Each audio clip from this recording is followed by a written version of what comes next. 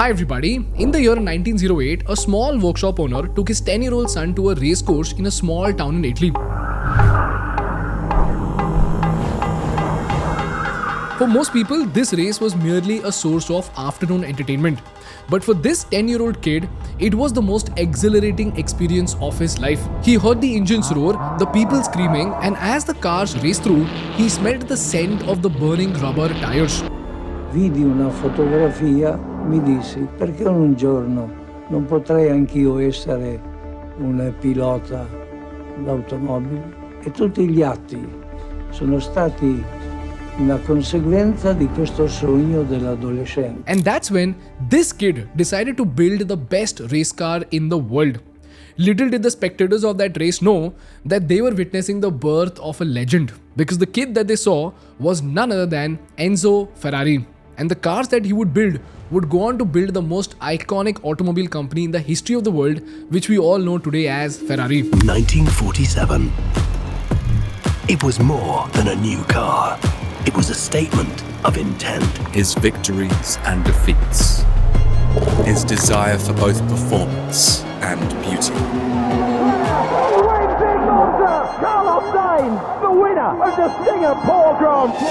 La vittoria più importante è quella che devo ancora conseguire.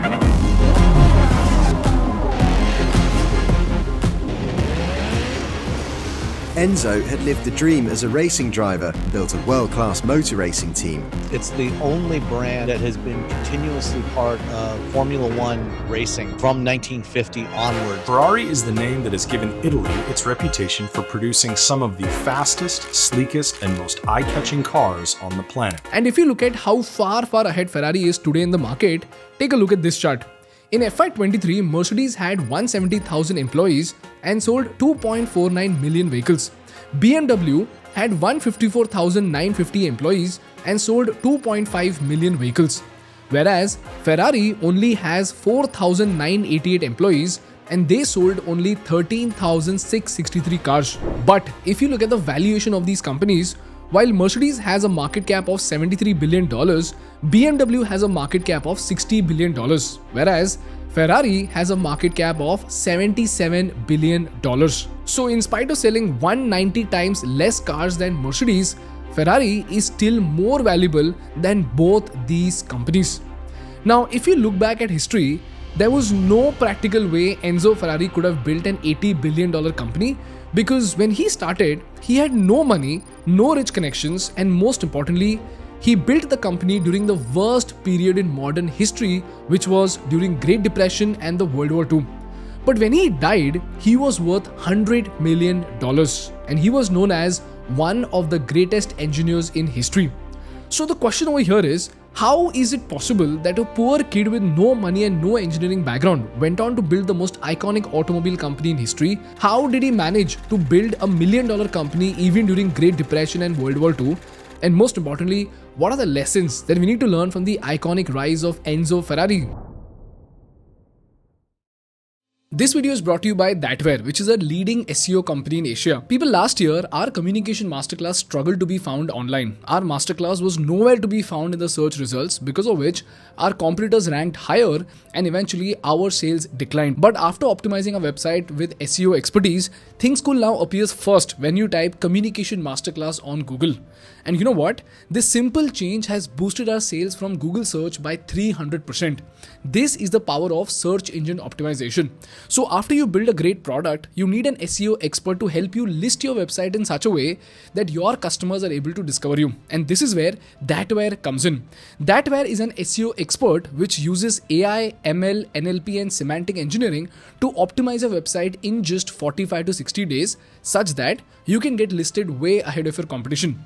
Thatw has been featured in TEDx and Forbes 200, and Thatw offers tailored solutions for businesses of all sizes. They've boosted page visits for brands like Incrediwear by 84.7%. So if you want to boost your sales with better SEO, click the link below and explore their 360 package and enterprise package to find what suits your business best.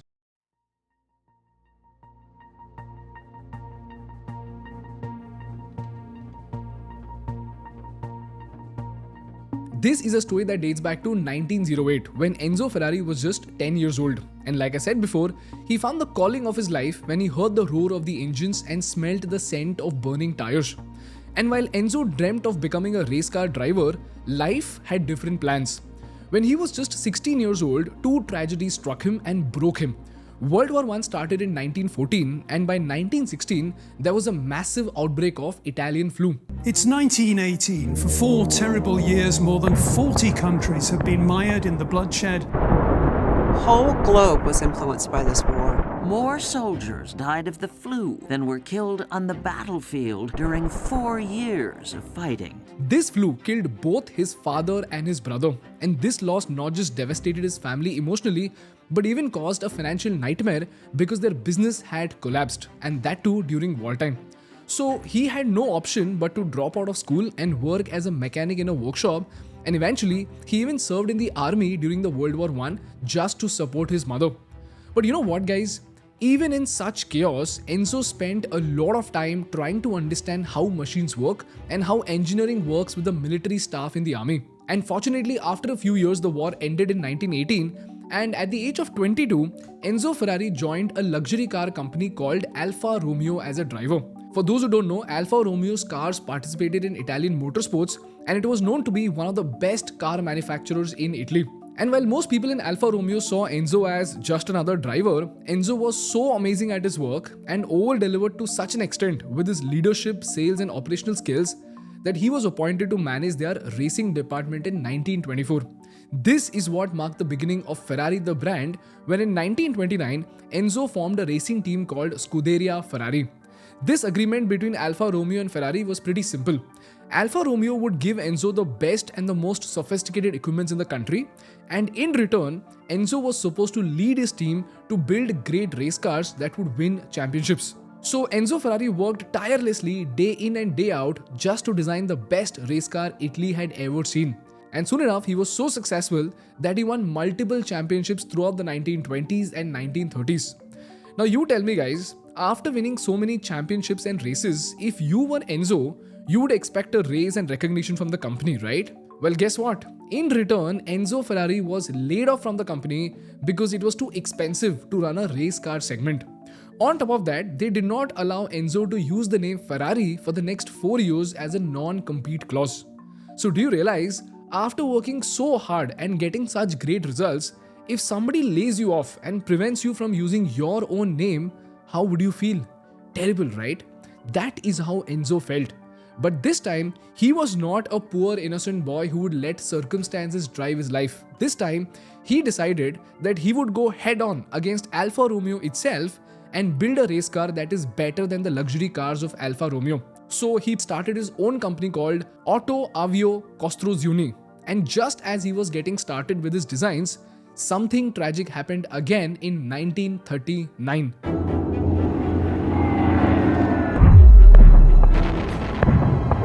The German bombers swoop over Polish land.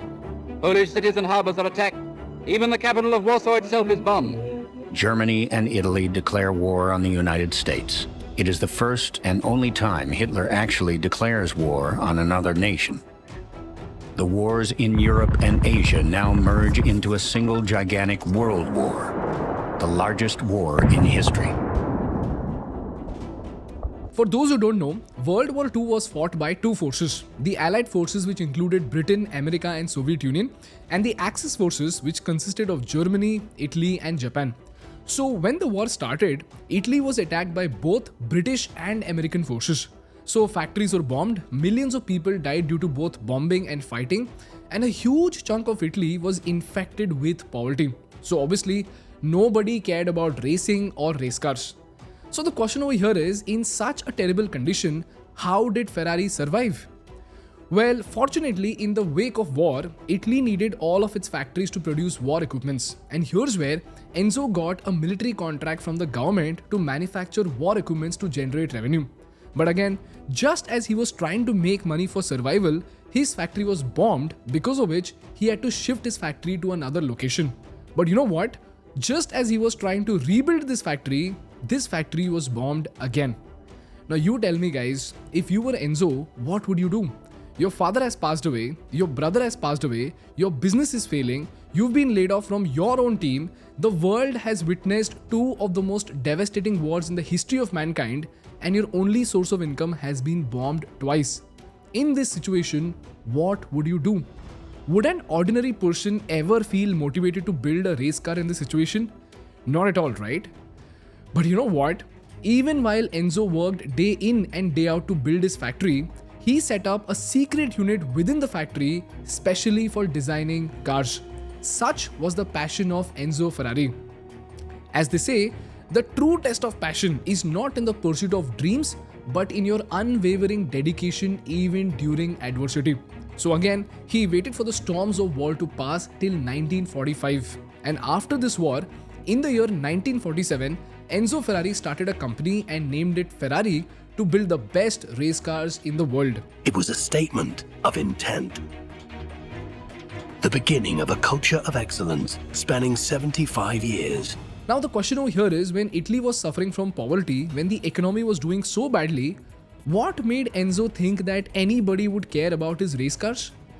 Well, somehow Enzo thought that even though most of the country was suffering, there was always a small segment of rich people in Italy who would appreciate and own a luxury car. So with this crude market research and his relentless passion, Enzo worked hard again to build a car that went down in history as one of the greatest cars ever produced. This was the Ferrari 125S, which launched in 1947 with a very, very special 1.5 liter V12 engine. So this begs the question, what was so special about this candy looking car that it is considered to be one of the greatest cars ever built? Well, there were three reasons for that. Number one, while most cars could reach a top speed of 60 to 80 miles per hour, luxury cars could hit 100 miles per hour and high-end sports cars could hit 120 miles per hour.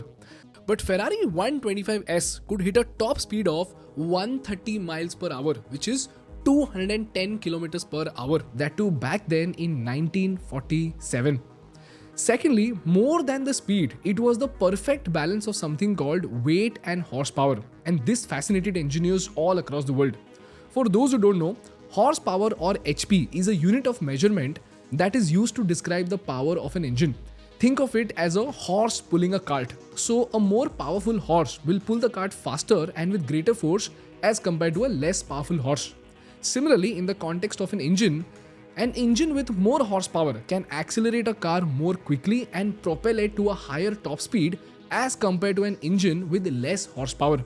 But the catch over here is that if you increase horsepower, automatically the weight of the car increases. Why? Because when you increase horsepower, you need a larger engine with more cylinders. You need a stronger internal component system like pistons and connecting rods to handle the increased force and stress. And most importantly, during acceleration, higher horsepower engines generate more heat. So they require a larger cooling system, which can again add to the weight of the car. This is the reason why the measurement of a car's performance is done with a unit called horsepower per ton or HP per ton, as in how much horsepower does a car have per ton of weight. So the higher this number, the better would be the performance of the car. Now, if you look at the Ferrari 125S, it was so stunningly designed that while Alfa Romeo had a power to weight ratio of 60 HP per ton, BMW stood at 95 HP per ton, whereas Ferrari and Maserati stood at 181 and 229 HP per ton. So do you realize Enzo Ferrari outperformed Alfa Romeo, which was a company that he worked for, with his very first car itself. This, along with the legendary driver, is the reason why Ferrari was able to win championships after championships. They made their debut in 1950, and in just 2 years' time, that is in 1952, the Ferrari team won its first world championship. This is what brought global recognition for Ferrari. And lastly, because the cars looked like a work of art, Ferrari cars became an aspiration for the rich, not just in Italy, but all across the world. In fact, Enzo Ferrari had a simple philosophy: build a car that performs exceptionally on the track and beautiful enough to be displayed in a freaking museum. So Ferrari cars were not just cars, they were artworks, and they were the epitome of great design and great engineering. Every curve, every vent and every line on a Ferrari was so meticulously crafted that it did not just enhance the performance but also pleased the eyes of the viewer. So, just like Michael Jordan's Nike shoes and Steve Jobs' Macintosh, Ferrari became a masterpiece which people craved to see. This is how Enzo Ferrari laid the foundation for Ferrari the brand. So this was fantastic, right? Ferrari was a superstar and they had won world championships. So Enzo Ferrari must be rolling in money, right? Well, guess what? The company's books were actually bleeding. Why? Because even though Ferrari was an aspiration, Enzo was so obsessed with quality, design and performance that the company could not produce enough cars for the demand that it had. In fact, models like the Ferrari 250 GTO, they were produced in such limited quantities that only 36 units were made. So this way, although Ferrari became a rich man's rare possession, ironically, the company itself was going bankrupt. Because the entire focus of Enzo and his team was on the race programs and developing new models of the race cars, and these activities were extremely costly and time consuming. So this was the bottleneck that was bleeding the company. At the same time, Enzo was so infamous for his management style that people say that he would purposefully pit the drivers against each other in the same team and put so much pressure on them that some drivers even lost their life during the race. This made things even worse for Ferrari, and by the late 1960s, the company was on the brink of bankruptcy. So the question is, again, how did Enzo Ferrari save his company? Well, he first approached Ford for capital, but the deal did not go through. And then, in 1969, Enzo Ferrari sold a 50% stake to Fiat. And this partnership helped Ferrari in two ways. Number one, Fiat provided the necessary financial stability and resources to continue developing new models and to support its race programs.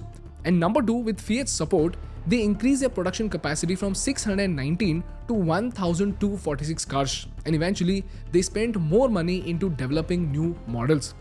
This is when Ferrari built a big factory to scale his business, and here's where the dream of Ferrari picked up again. Ferrari went on to win 200 Grand Prix races and 16 Constructors' Championships, and eventually it became one of the most successful teams in the history of the sport. But you know what, guys? Even after that, as decades passed by, Ferrari began to be perceived as an average Italian car brand. Because while Enzo believed that a car's true beauty lay in its ability to win races and not in its exterior design or lavish features, the next generation of the rich wanted more luxury and more aesthetic cars even on the exterior. So the market taught Enzo Ferrari that ego is the anesthesia that deadens the pain of stupidity. And this is the reason why Enzo had to get out of his own box and he had to collaborate with renowned designers all across the world. And the result of these collaborations were some of the greatest cars in the history of Ferrari. This is how in 1984, Ferrari launched the Ferrari Testarossa, which went on to become the best-selling Ferrari in the 20th century. 1991 Ferrari Testarossa, that legendary and unmistakable. After witnessing the dream of Ferrari the brand, Enzo Ferrari passed away in 1988. And while most people retire at 60 or think of retiring at the age of 30 because of Instagram, Enzo Ferrari worked on Ferrari until the age of 90. That is how much he loved cars and loved engineering. But this is why, ladies and gentlemen, a new era for Ferrari was born with a new chairman named Montezemolo. And what Tim Cook did to the legacy of Steve Jobs is what Montezemolo did for the legacy of Enzo Ferrari.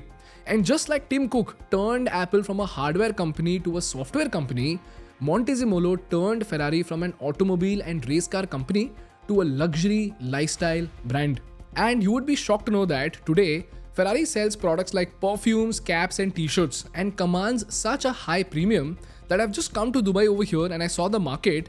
And here, while a Decathlon cap sells for 35 dirhams, the most expensive Nike cap costs 200 dirhams, whereas a Scuderia Ferrari cap sells for 231 dirhams. Now, logically speaking, you tell me, does it sound practical that a car company like Ferrari can make better caps than a world market-leading sports brand like Nike? No way, right? But you know what? You would be shocked to know that by selling such products at a very high premium, Ferrari just made $572 million. So the question over here is, how is it possible that a car company is able to sell lifestyle products at more cost and more margin as compared to specialist lifestyle brands themselves? Well, this is where Ferrari's genius marketing strategy comes in, and this marketing strategy can be defined in 3 pillars. Number 1 is visibility, number 2 is aspiration, and number 3 is a strange sounding name called the Hallo Effect. The first 2 pillars are pretty obvious. For visibility, Ferrari partnered with legendary drivers like Michael Schumacher. 7-time world champion, a man who introduced a generation of fans to the sport of Formula One, Michael Schumacher. One word for Michael. A hero. This partnership is considered to be one of the most iconic partnerships in F1 history. Schumacher joined Ferrari in 1996 and went on to win 5 consecutive Drivers' Championships from 2000 to 2004. So in the 1990s and early 2000s, as Michael Schumacher started winning championships, as Michael Schumacher became a legend like Michael Jordan, it led to a large-scale visibility and aspirational appeal for Ferrari the brand all across the world. At the same time, movies like Fast and Furious, Bad Boys and Italian Job, they all started featuring Ferrari with their main character to build an insane aspirational value for Ferrari. And this is why, ladies and gentlemen, the third pillar comes in, which is known as Hallo Effect. Did you know that there is actually a part in our brain called prefrontal cortex? This part plays an important role in emotional processing and social cognition. So when we encounter someone or something, the prefrontal cortex helps us form an overall impression based on the limited information that you have. This initial impression can then influence your judgments and evaluation even if they're unrelated to the original impression. This is what you call as Hallo Effect. In case of Ferrari, when we first encounter a Ferrari lifestyle product like a watch, a jacket, or even a pair of sunglasses, our prefrontal cortex quickly processes the available information. Now, what are these available data points? Number 1 is the visual cue. You see the iconic Ferrari logo, which leads to brand association. So, with your existing knowledge and associations with the Ferrari brand, your brain associates the Ferrari logo with luxury, performance, and exclusivity. This is what creates the impression of perceived quality, which means even if that watch, perfume or jacket is made up of the same material as a Nike or Woodland, you would by default assume that a Ferrari jacket is exceptionally well made and is more durable as compared to other brands like Nike or Woodland. This is what leads to perceived value. So if I give you 20,000 rupees to buy a jacket, and if I ask you to choose between a Decathlon, Nike and Ferrari, you would assume that Decathlon is cheap but durable, Nike is for sports enthusiasts, and Ferrari is more premium and is made up of higher quality material. So with 20,000 rupees, you would conclude that a Decathlon jacket is worth a maximum of 5,000 rupees, Nike would be worth 15,000 rupees, but a Ferrari jacket is worth 20,000 rupees. This is how Hallo Effect created by the initial impression influences our decision-making processes and enhances the perceived value of the product. As a result, the price of the product is justified by the brain while purchasing, even though it is completely illogical. This is what gives Ferrari an unparalleled advantage over not just other car companies, but even lifestyle brands all across the world. This is how, first with relentless passion for cars and engineering, then with an obsession for great design, and then with the genius positioning of Ferrari the brand, today Ferrari has become the most iconic automobile brand in the world. And this brings us to the last part of the episode, and that are the business lessons that we need to learn from the iconic rise of Ferrari. Lesson number 1. Once a great man said, nothing in the world can take the place of good old persistence. Talent will not, because nothing is more common than unsuccessful men with talent. Genius is not, because unrewarded genius is practically a cliche. Education is not, because the world is filled with educated but unsuccessful people. Persistence and determination alone are all powerful. In this case, it was the relentless passion and persistence of Enzo Ferrari that turned a poor boy into a millionaire in spite of the occurrence of 2 world wars and the Great Depression. Lesson number 2. Education is not a result of a great university, but a result of an unwavering urge to learn and mastering a skill. In this case, even though Enzo was a school dropout, his unwavering urge to learn engineering turned him into one of the greatest automobile engineers the world had ever seen. And lastly, when excellence and brand positioning are done right, they can turn a symbol into a badge of honor and a commodity into a precious collectible. In this case, while Enzo Ferrari built the best cars in the world to turn the Ferrari logo into a badge of honor, Monticello took this badge of honor and positioned Ferrari in the lifestyle market in such a way that today Ferrari is able to command an extraordinary margin in the market.